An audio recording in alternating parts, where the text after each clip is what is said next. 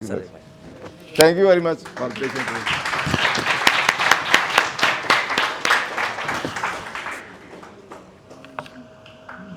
Rajanpur district bar के सदर कमर जमाल साहब के ऑफिस से कमर उसामा तशरीफ़ लाए हैं, उनको खुश आमदीद कहते हैं। बिहारी टैक्स बार से president Vehari tax bar Waseem Ashraf साहब तशरीफ़ लाए हैं, खुश आमदीद कहते हैं।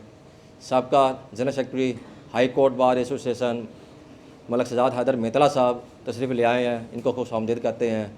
और शेख अदनान मतलूब साहब तशरीफ़ लाए हैं, इनको भी हम खुश आमदीद कहते हैं। अब नेक्स्ट टॉपिक हमारा सेक्शन 7 ही है, बहुत ही हॉट टॉपिक है।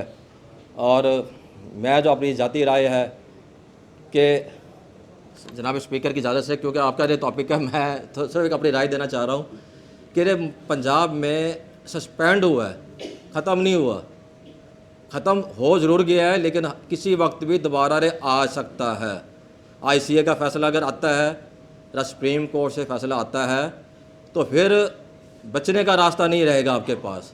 प्लानिंग आज से ही करनी है हमने, जो भी एक्सक्लूजन्स हैं, जो डिक्लेरेशंस हैं, अगर आज से ही आप उस पर वर्किंग करेंगे और उसके पीछे अपनी एक फीडबैक रखेंगे तो उसके बाद अगर एक बार भी सुप्रीम कोर्ट से ICA से फैसला आपके ख़िलाफ़ आ गया तो फिर ये जनाब हमारे रीजनल टैक्स ऑफिस से भी मौजूद है, चीफ और LTO से भी मौजूद हैं।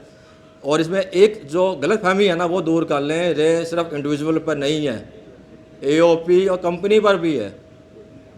मुझे LTO के कंपनीज़ के लिए नोटिस आया तो मैं एक दफ़ा तो पढ़ा ला को, मैंने कहा तो इंडिविजुअल के लिए है, लेकिन फिर मालूम होगा नहीं, ये इंडिविजुअल के लिए नहीं, जो कंपनी जिनके पास प्रॉपर्टीज़ हैं उन पर भी अप्लाई होता है। तो आपने उस पर वर्किंग अभी से करनी है, बैक एंड पर रखें, चाहे आप डिक्लेयर कर दें। अगर आप डिक्लेयर करने के बाद अगर 7 ही अल्लाह करे सुप्रीम कोर्ट से टैक्स पेयर के फेवर में हो जाए तो इंशाल्लाह इन्फेक्चुअस हो जाएगी इन्फॉर्मेशन। अदरवाइज़ ये आपकी प्लानिंग, टैक्स प्लानिंग आपने आज से करनी है। और मैं इसी टॉपिक को, क्योंकि ये बड़ा हॉट टॉपिक है और हमारा जो मैक्सिमम जो आज पार्टिसिपेशन है वो इसी टॉपिक के लिए ही अपने सवालों के लिए मौजूद है। तो मैं जनाब एहसन वरिक साहब से, जो कि चैनल इनका पाकिस्तान टैक्स चैनल है, उसके होस्ट भी हैं, और सुखैरा साहब उसके चेयरमैन हैं। इनकी 200 से ज़्यादा वीडियोस यूट्यूब पर मौजूद हैं और आप अगर देखें तो बहुत ही रिनाउंड और लर्नड पर्सनैलिटीज़ हैं। इनको मैं दावत खिताब 7 पर देता हूँ, तालियों के साथ।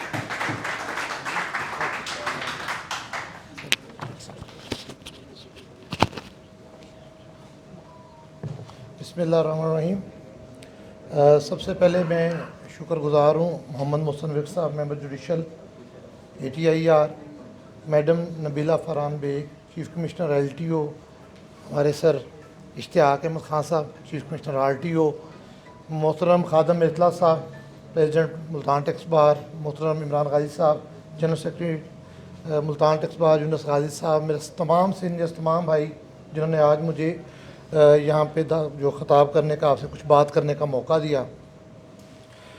मैं इमरान गाजी साहब की बात को थोड़ा सा मुख्तलिफ तरीके से आगे बढ़ाऊँगा। फ़ाइनेंस एक्ट 2022 के अंदर 2 सेक्शन मुतारिफ़ हुए थे, एक सेक्शन 7E और सेक्शन 4C। अब 4C सेक्शन को अगर आप देखेंगे तो ये शायद लेस दैन 1% लोग हैं, पॉइंट्स में शायद वो चले जाएं जिनके ऊपर 4C अप्लाई होना है और उनकी कम्प्लिकेशन चीज़ें अकॉर्डिंगली होनी है। लेकिन सेक्शन 7E जो है ये हमारे आलमोस्ट हर केस के साथ ये रिलेटेड है और हमें बैसियत टैक्स प्रोफेशनल सेक्शन 7E को बहुत केयरफुली जानना चाहिए, इसको तैयार करना चाहिए, इसके ऊपर अपनी जो वर्किंग्स हैं वो करनी चाहिए। सेक्शन को पढ़ने से पहले मैं इंतहाई मुख्तसर जो गाजी साहब ने बात की, मैं थोड़ा सा उससे, क्योंकि डिफरेंस ऑफ ओपिनियन हमारे प्रोफेशन का हिस्सा है और इसी से बात आगे चलती है।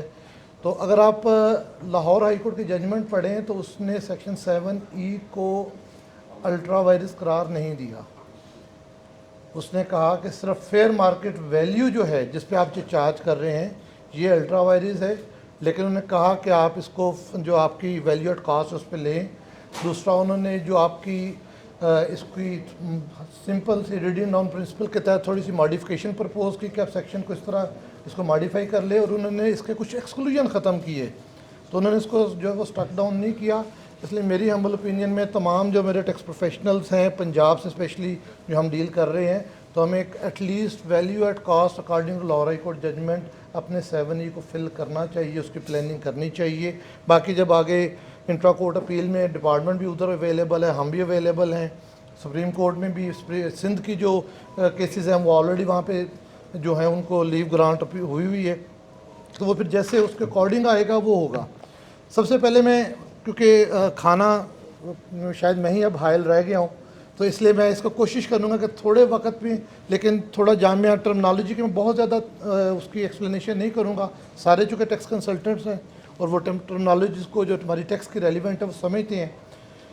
सबसे पहले फाइनेंस एक्ट 7E जब 2022 में आया, tax on deemed income, deem पहला वर्ड जो सब समझते हैं कि डीमिंग प्रोविजन ऐसी प्रोविजन होती है जो अकॉर्डिंग टू फैक्ट्स तो नहीं होती, एक्चुअल नहीं होती, लेकिन लॉ उसको डीमिंग अपने डिवाइस के ज़रिए किसी चीज़ को अपने पर्पस के लिए उसको एंटर कर लेता है कि जी आप चाहे ये एक माइक है लेकिन लॉ कहता है जी ये मोबाइल है तो हम इसको मोबाइल ही पढ़ेंगे। जब डीमिंग कर लिया गया तो उसका मतलब ये है कि अब वो वैसे ही पढ़ा जाएगा कि जैसे लॉ में उसको डीमिंग कहा गया। For tax year 2022 and onwards, ये फाइनेंस एक्ट 22 में आया था। नॉर्मली हमारे जितने टैक्स लाज हैं ये जो है ये जो प्रॉस्पेक्टिव होते हैं, लेकिन इसको रिट्रोस्पेक्टिव टैक्स ईयर 2022 पे इम्प्लीमेंट किया गया। A tax shall be imposed at the rate specified in Division 8C of Part 1 of the first schedule on the income specified in this section. Number 2, a resident person. पहली बात यह है कि ये resident person के ऊपर है, resident के ऊपर। नॉन रेजिडेंट के ऊपर 7E सेक्शन नहीं अप्लाई होता, लेकिन साथ ही याद रखिएगा कि नहीं, ये कि नॉन रेजिडेंट जो है उसके ऊपर चूँकि ग्लोबल इनकम उसकी पाकिस्तान में टैक्स नहीं होती, और उसकी अगर पाकिस्तान में जितनी भी प्रॉपर्टी है नॉन रेजिडेंट की वो 7E में फॉल नहीं करेगी। वैसे भी जब हम 7E जो नॉन रेजिडेंट के रिटर्न फाइल करते हैं तो लॉ हमसे उसकी वेल्थ स्टेटमेंट रिक्वायर नहीं करता। तो मेरी हम्बल ओपिनियन ये है कि जब नॉन रेजिडेंट से लॉ वेल्थ स्टेटमेंट रिक्वायर्ड नहीं करता तो आप अननेसेसरली वेल्थ स्टेटमेंट फाइल मत करें, क्योंकि टैक्स मेडिसन है, ये शौकिया खाने वाली चीज़ नहीं है। उतनी को लें जितनी को इसकी ज़रूरत है। और दूसरा, अगर आपने एक लम्हे के लिए वेल्थ स्टेटमेंट फाइल करनी है, एक मान लें आपने, तो फिर आपने पूरी दुनिया के एसेट लाइबिलिटीज़ उसमें देने हैं। जो हम दूसरी गलती करते हैं कि हम वेल्थ स्टेटमेंट भी फाइल करते हैं और फिर सिर्फ पाकिस्तान के एसेट लाइबिलिटी दिखा देते हैं। तो जो नॉन रेजिडेंट है, वेल्थ स्टेटमेंट में ऐसा कोई कॉलम या डिस्टिंग्विश नहीं है कि मैंने बाकी जो ग्लोबल मेरे एसेट हैं वो नहीं दिखाने, तो वो आपने लाजमन दिखाने हैं। पर्सन के अंदर जैसे भी गाजी साहब ने कहा कि पर्सन की तारीफ सेक्शन 80 में अवेलेबल है। इंडिविजुअल, उसके बाद कंपनी और एसोसिएशन ऑफ पर्सन, वो सारे इसके अंदर शामिल हैं। पर्सन की तारीफ़ के अंदर प्रोविजनल गवर्नमेंट शामिल है, NPOs शामिल हैं, ट्रस्ट शामिल हैं, आपकी अथॉरिटीज़ शामिल हैं। वो सारे अपनी वो एज आ कंपनी रिटर्न फाइल उनके पे करनी लाजम है, तो उन्होंने अकॉर्डिंगली 7E भी उनके ऊपर आएगा।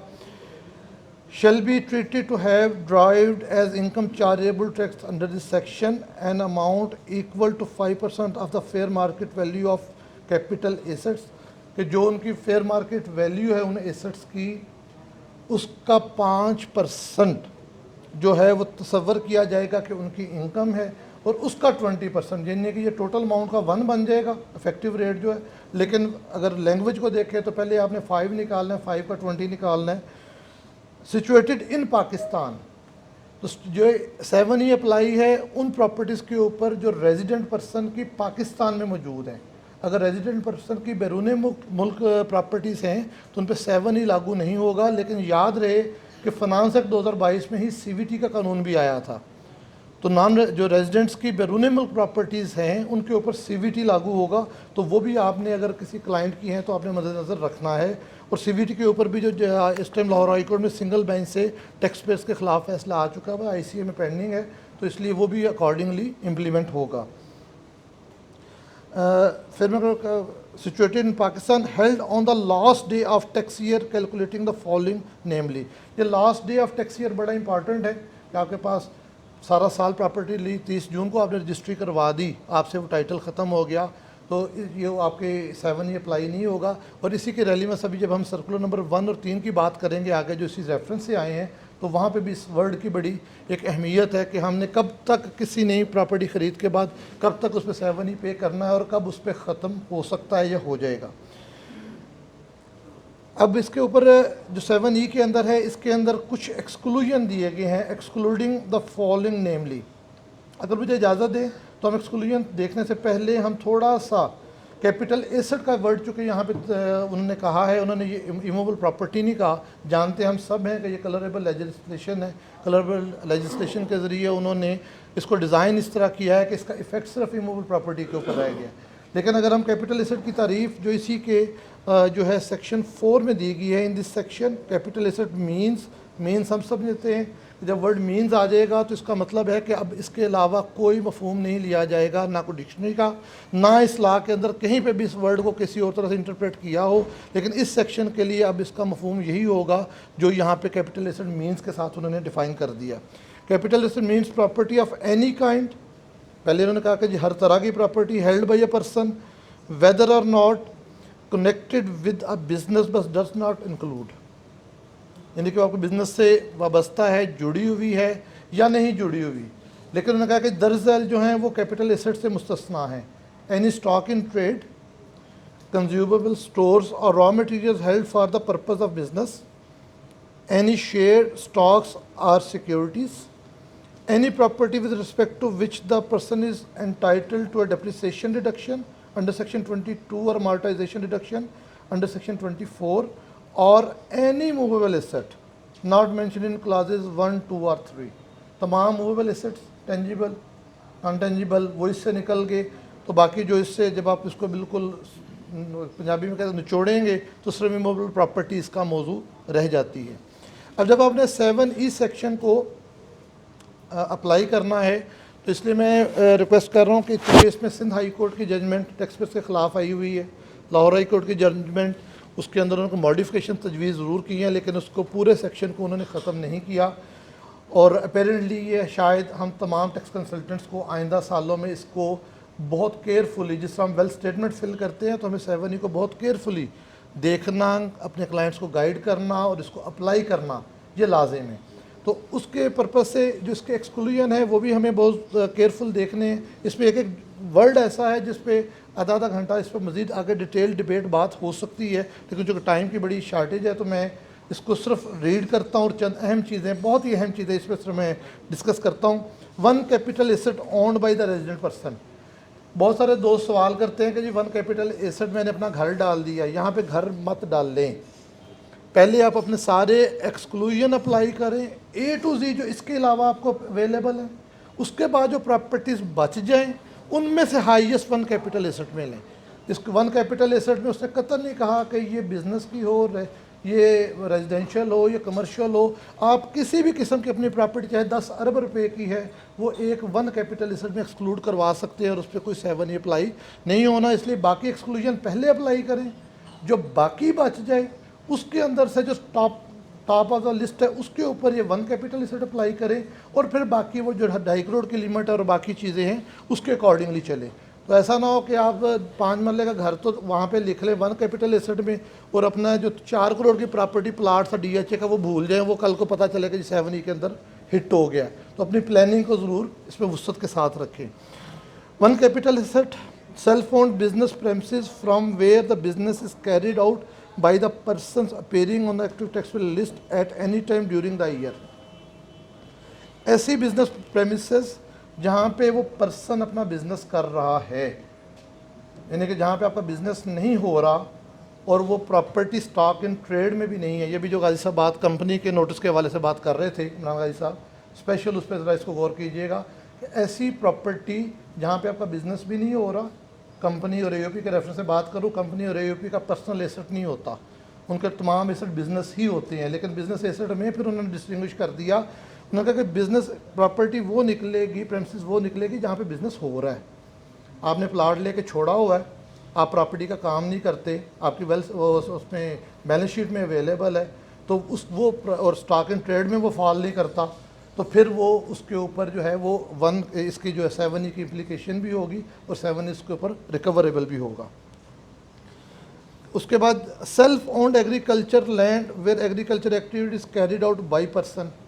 अभी ये बनफ से ही अभी एग्रीकल्चर का सवाल हो रहा था, वो और कॉन्टेक्स्ट में था, लेकिन अगर आप देखें तो कैरिड आउट बाई पर्सन जो तो बंदा ज़ाती ज़मीन ज़री इस्तेमाल कर रहा है उसको तो एक्सक्लूजन मिलेगा, लेकिन जो बंदा अपनी ज़मीन जिसने ठेके पे दी हुई है, तो ये भी अभी शायद लॉ डेवलप होगा तो पता चलेगा कि वो ज़मीन कहाँ जाती है।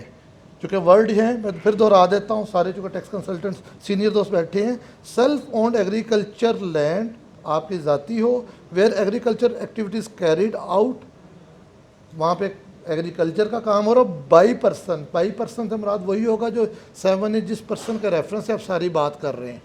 तो ये जो ठेके वाली प्रॉपर्टीज़ हैं ये भी कल को इस पर लेकिन मज़ीद सीनियर्स की राय भी आएगी और लॉ डेवलप भी इसके ऊपर होगा कि क्या होता है। Capital is allotted to a shaheed or dependent of a shaheed belonging to Pakistan arm forces, a person or dependent of the person who dies while in the service of Pakistan Armed Forces, a war wounded person, an ex serviceman. लेकिन इसके ऊपर उन्होंने कहा कि जिसको direct allot हुआ हो being original allottee of the capital asset और duly certified by the allotment authority, और इसी को भी सर्कुलर नंबर 3 में इन्हीं अल्फाज को वहाँ पे इनकॉर्पोरेट भी किया गया है इस एक्सक्लूजन के लिए। Any property from which income is chargeable to tax under the ordinance and tax leviable is paid thereon. इस सेक्शन को ज़रूर से देखें, शायद ये मेन रीज़न है सेक्शन 7E की कि लोगों के पास प्रॉपर्टीज़ थी, इनकम थी, कंसीलमेंट थी, लोग ना रेंट शो कर रहे थे ना उनके कोई दीगर इनकम शो कर रहे थे, तो उनको शायद टैक्स नेट में लाने के लिए वो ये 7E को डिज़ाइन डेवलप किया गया। तो आप अपनी जो वो प्रॉपर्टी जिन पे आपको रेंट मिल रहा है, वो प्रॉपर्टीज़ जिन पे के ऊपर आपके पास दीगर इनमें कोई ऐसी इनकम है जो इस ऑर्डिनेंस में चार्जेबल है और वो लेस देन है, उसका टैक्स लेस देन है 7E से, तो आप वो अपनी इनकम जो चार्जेबल है वो डिक्लेयर करें, उसका टैक्स पे करें, तो आप वो एक छोट 100 प्रॉपर्टी के ऊपर भी इसका एक्सक्लूजन ले सकते हैं। Capital asset in the first tax year of acquisition where tax under section 236K has been paid. ऐसा साल मैंने 1 जुलाई 2022 को मैंने नई प्रॉपर्टी ख़रीदी, 236K पे हो गया। तो जब मैं 2023 की रिटर्न फाइल करूंगा, चूँकि 1 जुलाई 2022 की रिटर्न जो है वो टैक्स ईयर 2023 है, 23 की रिटर्न फाइल करूंगा तो मुझे उस प्रॉपर्टी पे 7E नहीं देना। अब इशू क्या आ रहा है जिसमें साथ साथ हम चूँकि जनरल बातें कर लेते हैं बजाय उसको प्रॉपर फिर एक वर्ड टू वर्ड पढ़ने के। सर्कुलर नंबर 3 के अंदर जिन दोस्तों ने पढ़ा हुआ है उसके अंदर 2 एग्जाम्पल्स दी गई हैं। जिन दोस्तों ने सर्कुलर 3 पढ़ा है उसके अंदर ये है कि उन्होंने कहा कि एक बंदे ने जो है 24/6/2022 को प्रॉपर्टी ख़रीदी और 1 जुलाई 2023 को वो प्रॉपर्टी बेची। अब 1 जुलाई 2023 टैक्स ईयर 24 है, तो उन्होंने कहा कि जी वो 2023 का 7E पे करेगा 1% अकॉर्डिंगली। वो पंजाब वाली बात हम अलहदा करते हैं कि पंजाब इसमें क्या सूरत हाल है, लेकिन जो जर्नल में उसके कंसेप्ट में बात कर रहा हूँ। तो अब इसमें 2022 साल उसका निकल गया कि 236K पे हुआ था, 2024 साल इसलिए कि 2023 साल कंप्लीट हो गया था। अगर मैं वही प्रॉपर्टी 30 जून 2023 को बेच देता तो इसमें लिखा है कि मैंने 7E तब देना है अगर वो हेल्ड रहती, आखिरी दिन मेरे पास मौजूद रहती। तो उस सर्कुलर में वजाहत नहीं है इस सिचुएशन की। तो मेरी हम्बल सबमिशन के अंदर जिस साल आपने वो प्रॉपर्टी ख़रीदी उससे वैसे ही इस क्लास में निकल गया और अगले साल 30 जून से पहले अगर आपने वैसे ही बेच दी तो वो 7E का मौजू उसमें नहीं रहना चाहिए, जिस पर सर्कुलर की क्लैरिफिकेशन मज़ीद बेहतर होनी चाहिए।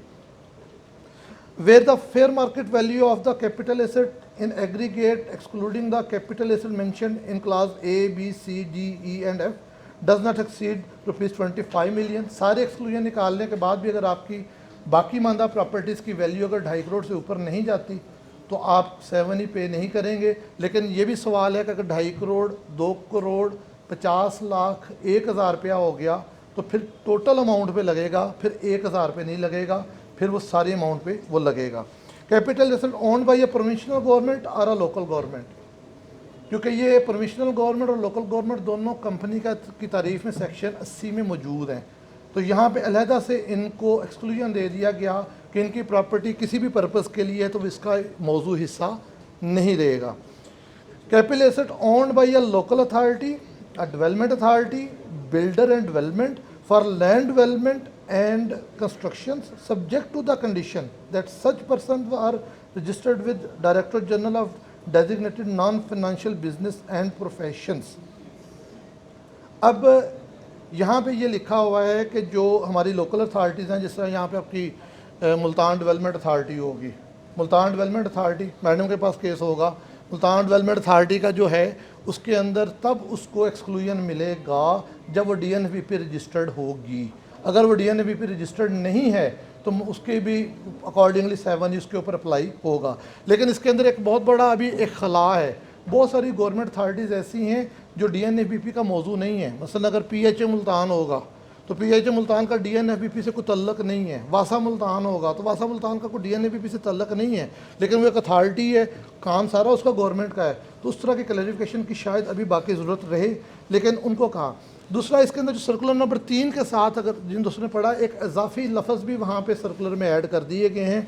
उन्होंने कहा जी कि वो DNFBP भी हो और वो अपना उस प्लाट या उस एरिया जिसको वो सेल कर रहा है डेवलप करने का या उसको कंस्ट्रक्ट करने का जो रजिस्ट्रेशन अथॉरिटी है उसके उससे वो सर्टिफिकेट लेके भी प्रोवाइड करे कि मैंने प्लाट लेके प्लाट नहीं बेचा, या तो मैंने ज़मीन लेके प्लाट डेवलपमेंट करके और अकॉर्डिंगली उसको बेचा है, या मैंने प्लाट लेके उसके ऊपर प्लाजा चीज़ बना के बिल्डिंग बना के उसकी फिनिशिंग यानी कि उसको डेवलप करके या उसकी कंस्ट्रक्शन करके बेचा। तो सर्कुलर नंबर 3 में ये भी अल्फाज ऐड किए गए हैं कि अगर वो ये 2 सबूत मुहैया कर देता है तो फिर वो डायरेक्ट अथॉरिटी से जाके वो अपनी ट्रांसफ़र 236(2)A के रेफरेंस से बात है उसमें तो वो करवा सकता है। तो वो भी उसके ऊपर है। इस फाइनेंस एक्ट 2023 में इसके अंदर एक नया प्रोवाइजो ऐड हुआ, provided that the exclusions mentioned at clauses A, C, F and G of this subsection shall not apply in case of a person not appearing in the active taxpayer list other than person covered in rule 2 of the 10th schedule। कि जो non filers हैं वो इसके अंदर जो सारे exclusion की बात नहीं की, वो जो शहीद डायरेक्ट लॉटरी वाले वो सारे उस तरह उसको मिल सकते हैं, लेकिन जो 1 एसेट वाला था, जो बिज़नेस वाला था, जो 2.5 करोड़ वाला था, वो वाले एसेट्स का अगर कल को महकमा 121 सेक्शन में कार्रवाई करता है किसी नॉन फाइलर के ख़िलाफ़ तो वो 7E का एक्सक्लूजन वो उन पे नहीं ले सकता, उसकी तमाम प्रॉपर्टी 7E का मौजू बनेंगी। द फेडरल गवर्नमेंट में इंक्लूड और एक्सक्लूड वो कर सकते हैं। कैपिटल एसेट की तारीफ हम पढ़ चुके हैं। फार्म हाउस को इसके अंदर एग्रीकल्चर लैंड से ज़रा अलहदा किया है कि एक तारीफ मौजूद है। तो इसके हवाले से एक फाइनेंस एक्ट 2023 के अंदर सेक्शन 236(c)(2)A के अंदर एक नया सबसेक्शन इंसर्ट किया गया जिसने असल में हम टैक्स पेयर्स को 7E पढ़ा दिया है। पिछले साल तो शायद हम भूले रहे कि पता नहीं ये भी कुछ आया है कि नहीं आया। 2A ने कहा कि जो ट्रांसफर अथॉरिटी है वो तब तक ट्रांसफ़र नहीं करेगी जब तक वो प्रेस्क्राइब्ड मोड एंड मैनर जो कि सफदर का बोर्ड FBR मुतय्यन करेगा उसके तहत वो सबूत मुहैया नहीं करता कि सेलर जो है वो सेक्शन 7E की अपनी ज़िम्मेदारी अदा कर चुका है।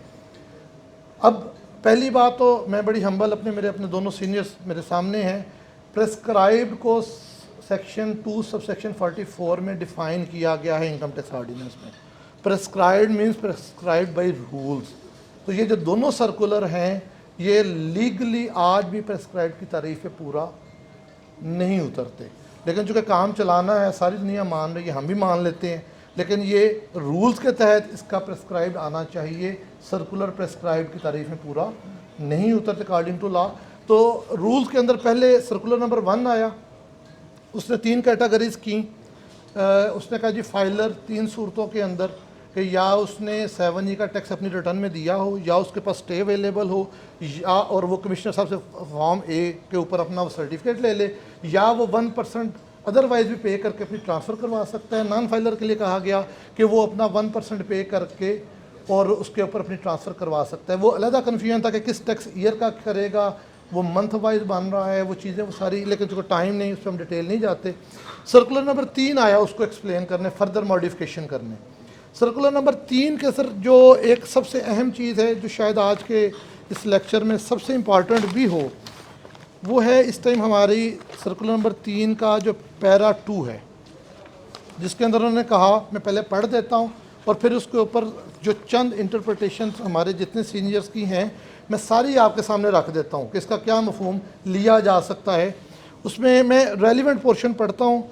It is clarified that contents of this circular will not apply, ये सर्कुलर नंबर 1 की बात हो रही है, will not apply in cases following the jurisdiction of the honourable Lahore high court with reference to the judgment in writ petition number 52559 of 2022 dated 6/4/2023, unless a such judgment is reversed, suspended or vacated in an intra-court appeal or by the Honorable Supreme Court of Pakistan। अब इन्होंने कहा कि जी circular number 1 जो है वो cases जो इसमें mention किए गए इस पैरा में उन पे अप्लाई नहीं होगा। अब अगर सर्कुलर नंबर 1 सर एप्लीकेबल नहीं रहता तो फिर तो आज के दिन 236C2A के लिए तो पंजाब के लिए तो कुछ भी प्रेस्क्राइब नहीं है। आपने तो स्पेस वेकेंट कर दी एक दफ़ा जो आपने प्रेस्क्राइब किया अपने तहीं, इसके तहत तो एक ये भी इंटरप्रिटेशन हो सकती है कि वो तो बिल्कुल ही वेकेंट होगी, लेकिन हम नहीं मानते, हम वो मानते हैं जिससे चले कुछ सहूलत निकले कि जिसके ज़रिए आपने सहूलत पैदा की है। तो सर इसमें सबसे अहम जो वर्ड है वो केसेस है। ये जो केसेस हैं ये कौन से केसेस हैं? एक इंटरप्रिटेशन इसकी ये है कि इन केसेस से मुराद पंजाब की प्रॉपर्टी है।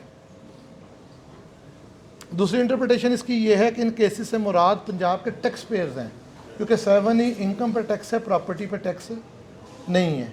तीसरी इंटरप्रिटेशन ये है कि इन केसेस से मुराद पंजाब की ट्रांसफरिंग अथॉरिटीज़ हैं, क्योंकि लाहौर हाई कोर्ट की जजमेंट जो है वो पंजाब की ट्रांसफरिंग अथॉरिटीज़ पे एप्लीकेबल है। अब वो कसे बाशद कोयटा का बंदा आए, पेशावर का बंदा आए, लेकिन जो पंजाब की ट्रांसफरिंग अथॉरिटीज़ हैं वो पाबंद हैं इस बात की कि वो लाहौर हाई कोर्ट की जजमेंट को फॉलो करें। चौथी इंटरप्रिटेशन ये है कि इन केसेस से मुराद सिर्फ वो लोग हैं जो इस रिट पिटीशन में पार्टी हैं। ये 4 इंटरप्रिटेशन इस टाइम अवेलेबल हैं जिनके ऊपर एक लंबी डिबेट और मुख्तलिफ एंगल से हो सकती है, लेकिन इस पर बोर्ड को मैं गुजारिश करूँगा कि प्रॉपर क्लैरिफाई, बजाय हम इस पर टाइम ज़ाया करें। इन 4 इंटरप्रिटेशन में जो बोर्ड समझता है, FBR समझता है, फॉर्म में हम पहले भी ले रहे थे, चीज़ें चल रही थी, लेकिन जो क्लैरिफिकेशन है वो क्लैरिटी से दी जानी चाहिए, ताकि ना कल को अथॉरिटी सफ़र करे, ना डिपार्टमेंट सफ़र करे, ना रेवेन्यू सफ़र करे। तो इसको ज़रूर देखेगा। ये चारों इंटरप्रिटेशन इस वर्ड केसेस के ऊपर अवेलेबल हैं। दूसरा सर्कुलर नंबर 3 के अंदर जो एक्सक्लूजन्स वाला पोर्शन था 236C वाला, बिल्डर डेवलपर वाला, उसके अंदर जो आपके थे जो डायरेक्ट अलाटीज़ वाला, जो आपके जो इसमें एक्सक्लूजन उनकी हद तक डायरेक्ट भी उनको दे दिया गया कि जी आप खुद सबूत लें, और ख़ुद सबूत लेने के बाद कमिश्नर के फॉर्म ए के बगैर आप इसकी ट्रांसफ़र कर दें। तो इसी के साथ उसमें ये भी कहा गया कि जो ट्रांसफ़र अथॉरिटीज़ हैं हर 7 दिन बाद जिसकी जुरिडिक्शन में वो सेलर फाल करता था उसको वो रिपोर्ट भेजेंगे डॉक्यूमेंट। तो ये भी एक बहुत बड़ा इशू है कि एक अथॉरिटी के पास पूरे पाकिस्तान भर से जिस DHA में, LDA में, MTBA में जो लोग आते हैं, तो क्या वो पाकिस्तान के 30 जो RTOs हैं उनको रिपोर्ट करेंगे? उनको तो रिपोर्ट अपने रेलिवेंट चीफ कमिश्नर को कर देना चाहिए और वो आगे जिधर वो भेजना चाहें सो भेजें। एक तो उस पर टाइम वीकली रखा गया, जिस तरह आप जानते हैं हम विदहोल्डिंग स्टेटमेंट फ़ाइल करते हैं, तो शायद स्टेटमेंट्स का कोई इतना फ़ायदा आज तक मुझे रेवेन्यू के एतबार से नज़र नहीं आया, लेकिन एक हैसल है। तो अब यहाँ पे भी 7 दिन के अंदर मेरे ऊपर रिपोर्टिंग मुझे कह दिया गया कि जी आपने बसीर ट्रांसफर अथॉरिटी देना है, तो उसके अकॉर्डिंगली जो है वो भी एक इसके अंदर बहुत बड़ा इशू है। नॉन फाइलर के एतबार से इसमें कुछ चेंज नहीं थी आई, वो वही है कि वो 1% पे करके, क्योंकि अब फाइलर देगा, अगर मैंने अकॉर्डिंग टू लॉ चलना है तो मैंने 2022 का भी 7 ही देना है, मैंने 2023 का भी 7 ही देना है, और नॉन फाइलर सिर्फ 1% दे के निकल जाएगा, जैसे कि हमेशा से वो फ़ायदे में रहता है हमसे। ठीक है, तो ये सर इस पर मैं क्योंकि चीज़ें खाना बिल्कुल उसमें है तैयार, तो इस पर आपको क्वेश्चन आंसर है तो कर लेते हैं। इस पर एक बात पे आगे भी कई बात हो सकती है, लेकिन इसमें 7E सर्कुलर 1 सर्कुलर 3 पे कोई क्वेश्चन आंसर है तो उस पर मुझे हुक्म कर दें, मैं उस पर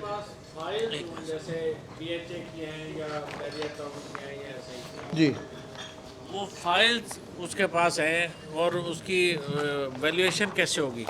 फाइल्स के ऊपर अगर एक है लॉ को मैं अगर प्रैक्टिकल कहूँ तो लॉ खामोश है, लेकिन जो हमारी टोटल मेरे सारे दोस्त मेरी तायद करेंगे, फाइल्स को हम हमेशा से इमूवेबल की कैटेगरी में गिनते आए हैं, इमूवेबल में शो करते आए हैं, इमूवेबल के अकॉर्डिंग हम उसका गेन रिकग्नाइज़ करते आए हैं।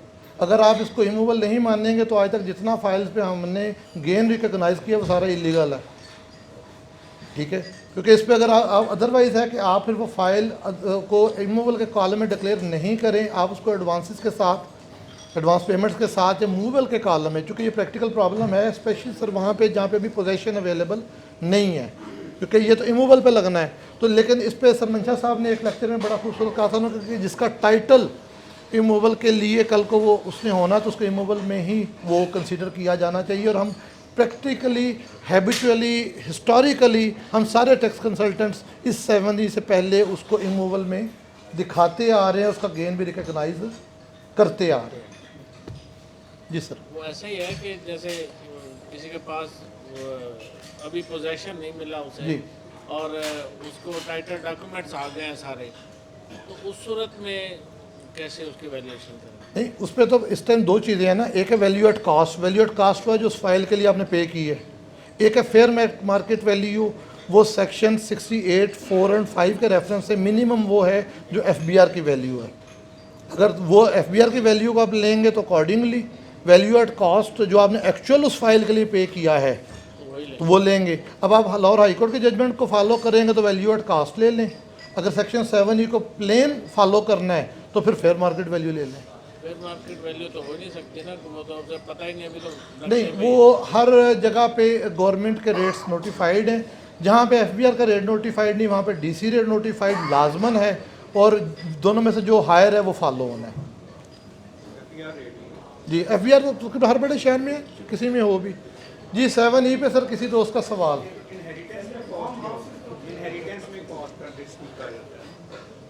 सर इनहेरिटेंस में कॉस्ट का डिस्प्यूट आ जाता है। जो सर वेल्थ स्टेटमेंट में हम करते हैं। हाँ जी, नॉर्मली हम जीरो शो कर देते हैं ना टैक्स जी, पे, नॉर्मली जी, जीरो जी, शो कर जी। देते हैं। 7E के पर्पस के लिए उसकी क्या होगी वैल्यू? सर फिर मैं वही गुजारिश करूंगा कि अगर लाहौर हाई कोर्ट के जजमेंट को फॉलो करें तो वो ज़ीरो ही होगी वैल्यू एट कास्ट जो वेल्थ स्टेटमेंट की है। लेकिन अगर आप सेक्शन 7E को प्लेन या जब अगर टैक्स पेयर के खिलाफ आ गया सुपीरियर कोर्ट से तो फिर फेयर मार्केट वैल्यू उसके लिए वो करनी लाजिम हो जाएगी। सर इनहेरिटेंस में मैं एक छोटा सा ऐड करूँ जिसको आप पॉलिसी लेवल पे ज़रूर डिस्कस कीजिएगा। सेक्शन 37 का सबसेक्शन 1A था जो कैपिटल गेन के लिए था कि जब मैंने प्रॉपर्टी सेल करनी है तो वहाँ पे इशू मैं फेयर मार्केट वैल्यू को लेस कर लेता था गेन के पर्पज़ के लिए। फाइनेंस एक्ट 2021 में उसको ख़त्म कर दिया गया 37(1)(a) को गिफ्ट और इनहेरिटेंस दोनों के अंदर। तो अब अगर आज के दिन हम कैलकुलेट करें तो इनहेरिटेंस पे तो 100% गेन बनता है। तो कुछ टैक्स कंसल्टेंट्स कर रहे हैं, हमें मेरे भी इल्म में है कि जी वो कहते हैं कि जी हम फेयर मार्केट वैल्यू लिख लेते हैं जिस दिन वो प्रॉपर्टी खरीदी मेरे नाम इनहेरिटेड हुई, लेकिन मुझे ला में कम से कम किसी सेक्शन में उसकी बैकिंग नहीं मिली। कास्ट तो वही है जो आपने बियर की है, आप डीम्ड कास्ट नहीं ले सकते। जी रिकनसाइल में ज़ीरो रिकनसाइल होना चाहिए।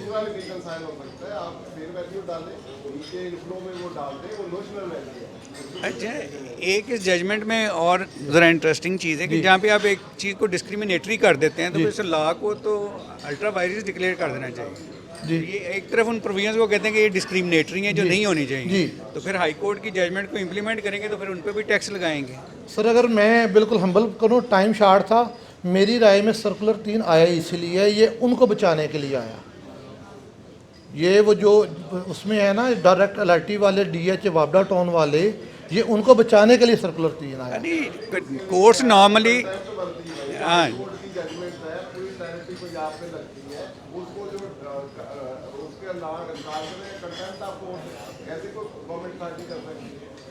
सर चूँकि बड़े हैं मैं उनकी बात को तो क्रॉस नहीं कर सकता।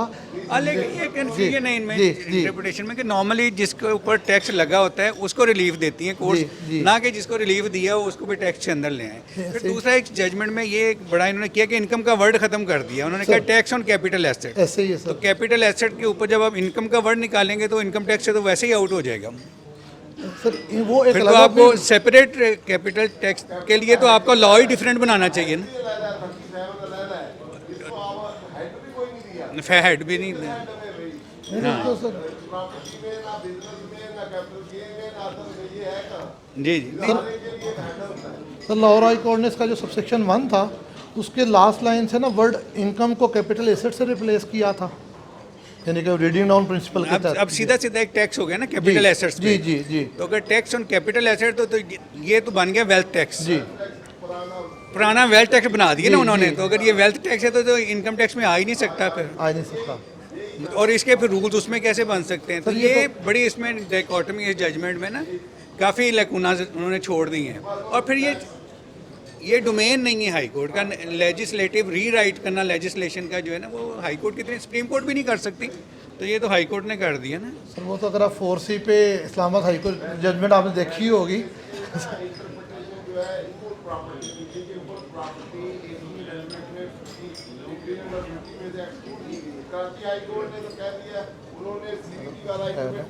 मेरे से लैपटॉप की बात इमूल प्रॉपर्टी इन्होंने कहा नहीं, इमूल प्रॉपर्टी अभी भी है। अब वो अगर आफ्टर 18 अमेंडमेंट एक्सक्लूडेड है, फिर तो ये लग ही नहीं सकती। अब वो कन्फ्लिक्टिंग जजमेंट है, उस पर ICA पेंडिंग पड़ी है। फार्म हाउसेज और प्राइवेट लिमिटेड कंपनी।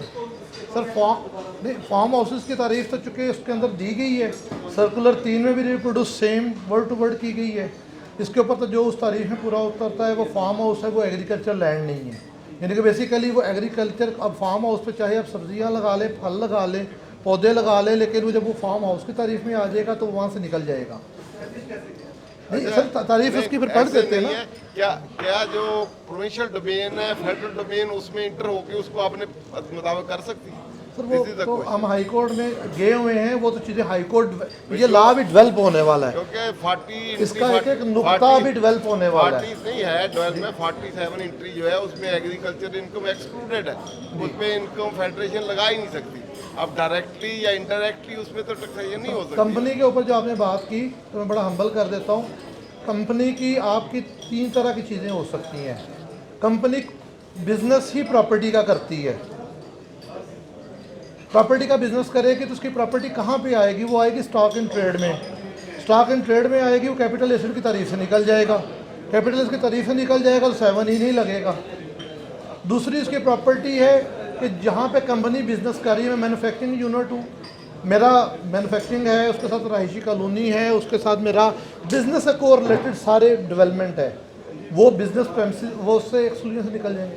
तीसरा ये है कि मुमकिन एक बिजनेस में इधर कर रहा हूँ टेक्सटाइल का, और मैंने कहा अच्छा ये पैसा अजाफी आ गया, इसको मैं ग्वादर में 6 प्लाट लेके पार्क कर देता हूँ, बढ़ता रहेगा।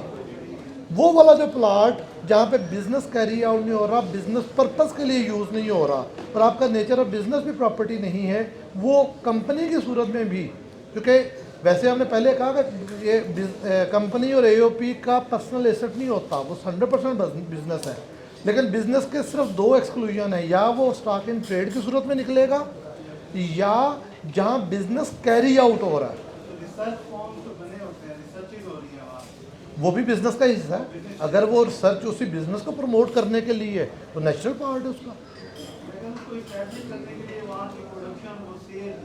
तो रिसर्च वर्क ही है, जरूरी रिसर्च कामयाबी हो, बड़ी बड़ी लंबी रिसर्च वर्क होती इस है। साल तो इंसेंटिव दिया है, कारपोरेट फार्मिंग करें आप, कंपनियां बना के एग्रीकल्चर रख लें।